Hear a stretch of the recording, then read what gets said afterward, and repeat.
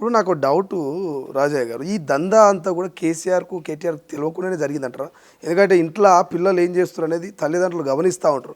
అందులోనూ అపర మేధావి కేసీఆర్, రాజకీయ అనుభవం కలిగినటువంటి వ్యక్తి, సో మంచి నాలెడ్జ్ ఉన్న వ్యక్తి బిడ్డ ఏం చేస్తున్నది, కొడుకు ఏం చేస్తున్నది ఒక ఇన్ఫర్మేషన్ లేకుండా ఉంటుందంటారా?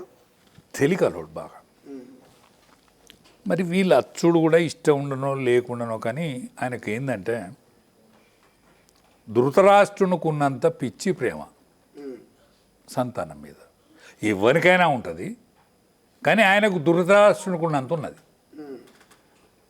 ఎందుకంటే ధృతరాష్ట్రునికి ఎంత అయితే ప్రేమ ఉండనో ఆయనకు అంత ప్రేమ ఉంటుంది. దుర్మార్గుడు అని తెలిసినా కూడా ప్రేమ ఉంటుంది. కానీ ఈ దందాలన్నీ ఆయన పట్టించుకొని అందులో ఏమేమి ఉన్నదని చూసిండని నేను అనుకోను. తెలియకుండానే జరిగింది ఇదంతా చూసిండని నేను అనుకోను. ఒకవేళ ఆయనకు తెలిసి జరిగితే గిటువంటి కానియపో, గిటువంటి దందాకపోతే మాత్రం ఆయన కానియపో.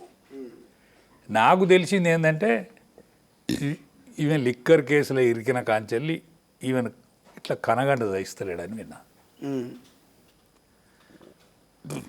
ఈ ఢిల్లీ పోయిండు ఆయన, పోలే ఢిల్లీ పోలే. ఆమె బాగా ఆమె చూడలేదు. 6 నెలల జైల్లో ఉన్న చూసి వచ్చినాక కూడా నా బిడ్డ వచ్చిందని వచ్చిండు ఆయన. ఈమె పోయింది, కానీ నన్ను టచ్ చేయొద్దన్నాడట. టచ్ కూడా చేయొద్దని చెప్పాడు.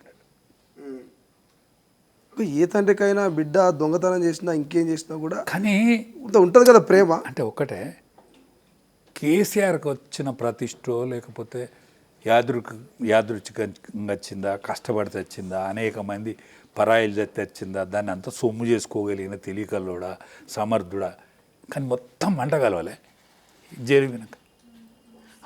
జైలు పోయినాక మంట కలవలేదు. అన్నేళ్ళ పోరాటం అంతా బూడిదలో పోసిన పన్నీరా, ఆ పన్నీర్ అంతా బూడిదలో పోసినట్టు కాలే. కానీ ఇది తెలుసుకునేంత తెలివి ఆయనకు ఉంటుంది కదా. అందులో కూడా ఆశ్చర్యపడద్దు, టచ్ చేయద్దనే ముచ్చట కూడా ఆశ్చర్యపడద్దు. ఇంకొక లేటెస్ట్ ముచ్చట, ఎందుకంటే నాకు అందులో లీక్వీర్లు చాలా మంది ఉంటారు. కోట్లు పెట్టి రాజా నేను పెట్టా వాళ్ళకే ఉడకపోతే పోసినట్టు ఎవరికన్నా చెప్పుకోవాలి కదా, ఎవరికైనా చెప్పుకోవాలి కదా, ఎవరికైనా చెప్పుకోవాలని ఉంటుంది కదా. అందులో నేను మొదటి నుంచి వాళ్ళతో అందరు ఇట్లా మేదిల్లోని కదా, మేదిల్లోని కాబట్టి ఒకటి ఫోన్ కొడతాడు. అరే సార్ ప్రతిరోజు వస్తాయి అప్డేట్లు, వారానికి 15 రోజులు. ఎప్పుడన్నా వానికి ఎక్కర ఉన్నప్పుడన్నా నాకు ఎక్కర ఉన్నప్పుడన్నా ఏమని అర్థం రాబోయే అంటే, నీకు ఎరగలేదు అర్థందా, తిట్టి చంపుతాను అది ఇది అని అంటారు అని మళ్ళీ వాడు చెప్పాల్సింది చెప్తాడు. ఏందా అప్డేట్, ఏంది లేటెస్ట్ అప్డేట్? ఆయనకు ఉన్న ఆస్తి మనవని పేరును కోడల పేరు రాసిండట. ఓకే, అంతా ట్రాన్స్ఫర్ అయిందట. అయిపోయింది పంపకాలు, అంతా పంపకం ట్రాన్స్ఫర్ అయింది.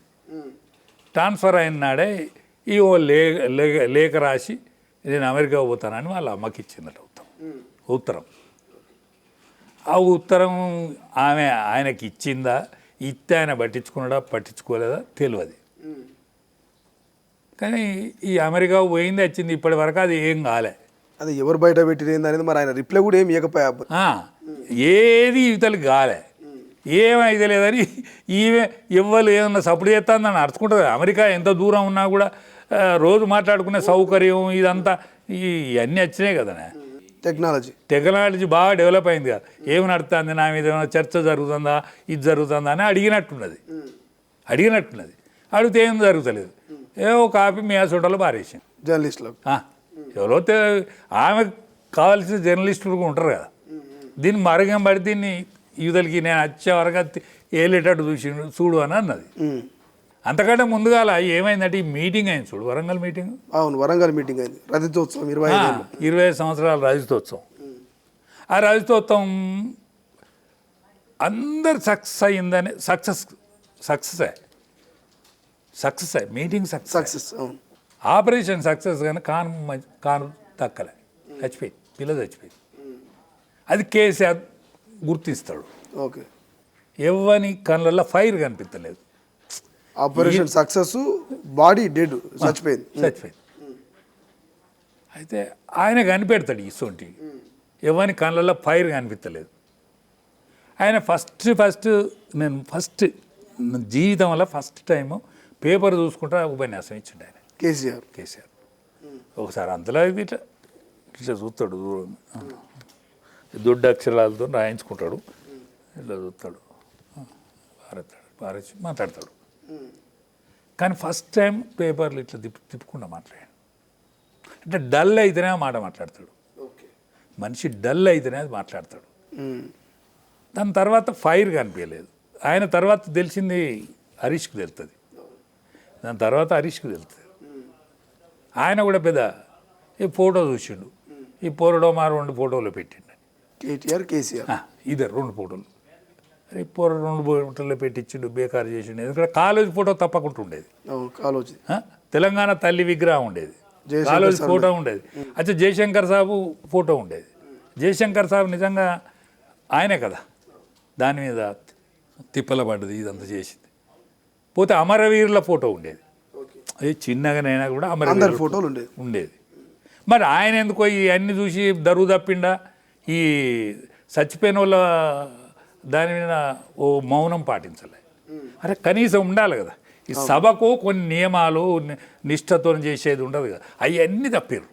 ఓదాని తర్వాత అన్నీ ఓదాని కూర్చు తప్పారు. అంటే ఇక అది ఇడిచిన ముల్లే అయింది. అది ఏంది, అది ఇడిచిన ముల్లే అయింది. ఇక అది రేవుకు రాదు.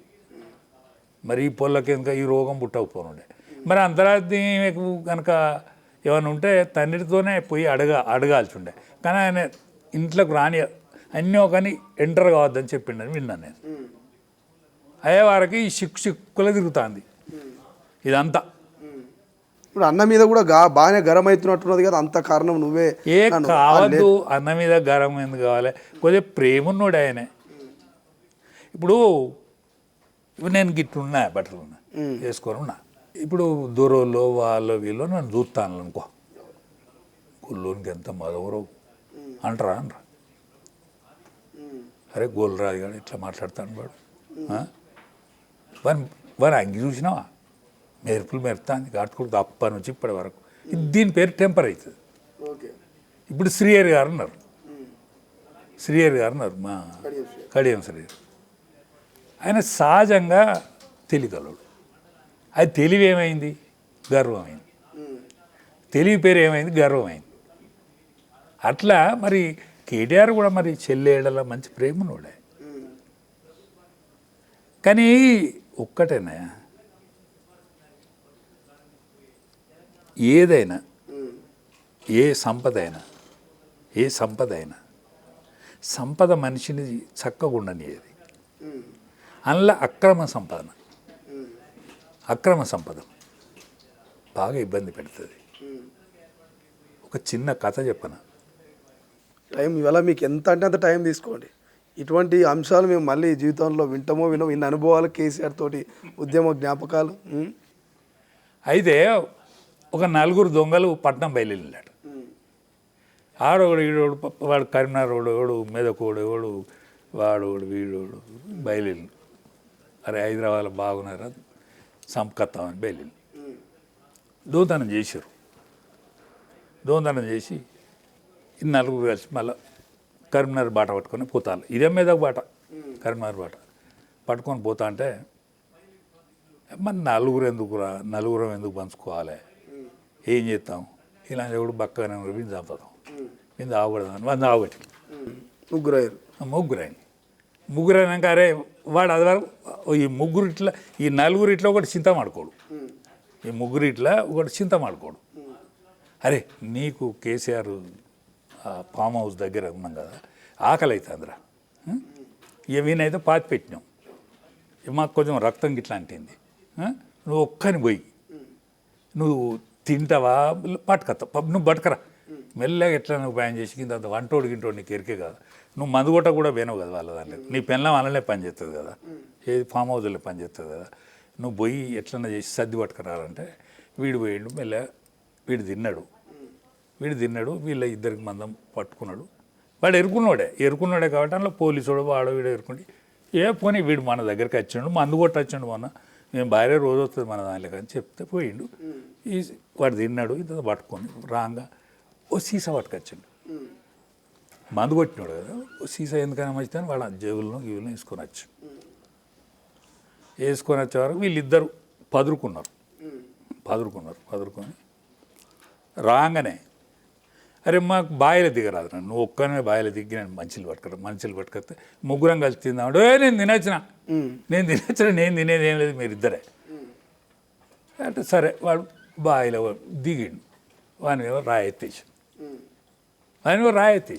వాడు చచ్చాడు వేసి వచ్చినాక వీళ్ళిద్దరే కదా పంచుకునేది సరే తిన్నాక పంచుకొని ఎటువంటి మాట పోదామని అనుకున్నారు వీళ్ళు తిన్నారు ఈ మందు తెచ్చింది కదా మందు కలిపికొచ్చాడు మందు కలిపి కాదు వీళ్ళ అన్నం ఉన్నది కదా వాడు మందు సీసా పట్టుకొని వచ్చింది కదా ఏరుకోకుండా అన్నం మందు కలిపి వీళ్ళు ఇద్దరు తిన్నారు ఇద్దరు తెచ్చారు నలుగురు తెచ్చారు ఈ అక్రమ సంపాదన అనేది గట్ల ఉంటుంది ఎవరు కాకుండా ఎవరు తీసుకోకుండా చచ్చిపోయారు కదా అంట ఈ అక్రమ సంపాదన గట్లుంటుంది ఈ అక్రమ సంపాదన వీళ్ళని ఎవరు నిమ్మలంగా నడుస్తలేదు సో కల్వకుంట్ల కుటుంబంలో కూడా ఇప్పుడు ఇట్లనే అవుతుంది ఇదే సేమ్ అమ్మతోడు ఇది బడుగు బలహీన వర్గాల కష్టం కన్నీళ్ళు సంపద వాళ్ళది హైదరాబాదు సొమ్ము హైదరాబాదు నవాబులు ఏదైతే సంపాదించిందో హైదరాబాదు భూములు ఇక్కడ పేదోళ్ళయి వాళ్ళకు పట్టాలైన బాపతి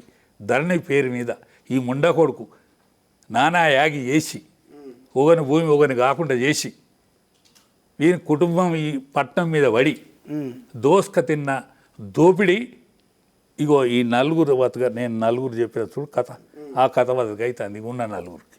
ప్రపంచంలో ఏ మూల ఏ క్షణం ఏం జరుగుతుందో వేగంగా తెలుసుకోవడానికి తొలి వెలుగు వాట్సాప్ ఛానల్ని ఫాలో చేయండి.